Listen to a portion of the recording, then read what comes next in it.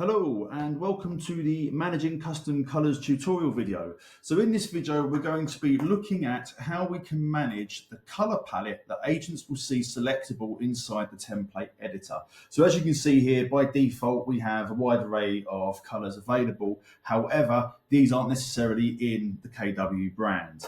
So what we can do is, if we jump into the back end of the website and come across to our OPS dashboard, and if we track across the top here to configuration, we can then come down this left-hand menu here to CMYK color palette.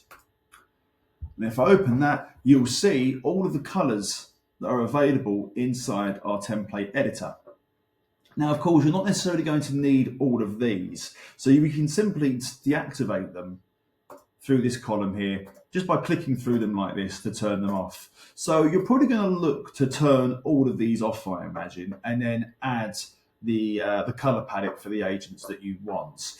So let me turn off a few more of these. And what I'm going to do is I'm actually just going to look to add the KW red for the time being, just so we can show you how this looks. So you can't add additional colors because there are quite a few in here, but what you can do is edit the existing ones. So let's scroll across the top here and click edit. And then we simply need to add the hex and the CMYK values. So as I've shown in other videos, you can get these by navigating across to Illustrator or InDesign, if that's what you're using. There are also plenty of other websites out there that can help with this. So if you have just a hex value and you want an RGB or a CMYK breakdown, there are websites that can help out there.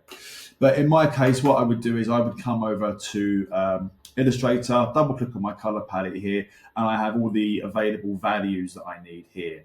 So I've actually taken these and put them in a document on the side here. And as you'll notice, we just need to drop our CMYK values in just comma separated. And of course, they operate in a CMYK fashion. Make sure you haven't got any spaces in there. I've added the spaces just to keep that easy to read for the time being. What we would actually do now is just copy and paste these in, like so, nice and easy, and click update.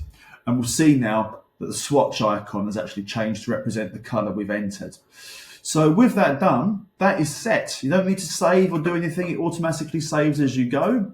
Now, if I jump over to my design, you'll see here that we don't have the red that we just added. But if I refresh my browser now and open this up, you'll see the KW red there is now part of my palette. So let's just go ahead now, and we're just going to add let's add the midnight blue that we have.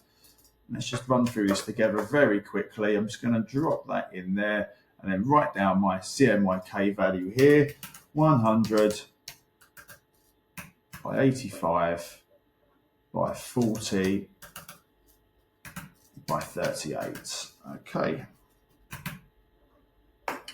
Now heading back over to my tab here, let's activate this swatch, click edit, and then just copy and paste these in. Once they're in, head over and click update. Now our swatch is also updated. Perfect. As you see, that's automatically updated. We'll head back to our options here, and as you can see, this should now turn to our dark blue once I refresh the browser. And now our dark blue is available. So it is as easy as that. So my recommendation, as I said, would be to come in, maybe deactivate all of the colors in there that you don't need, and then simply add the palette that you want. So this can be easily added to on the fly, and any modules that are used, or any horizontal line modules that are using the custom color options, will be affected across the site. So this gives you a central location to manage your color palette from. Yes, good luck.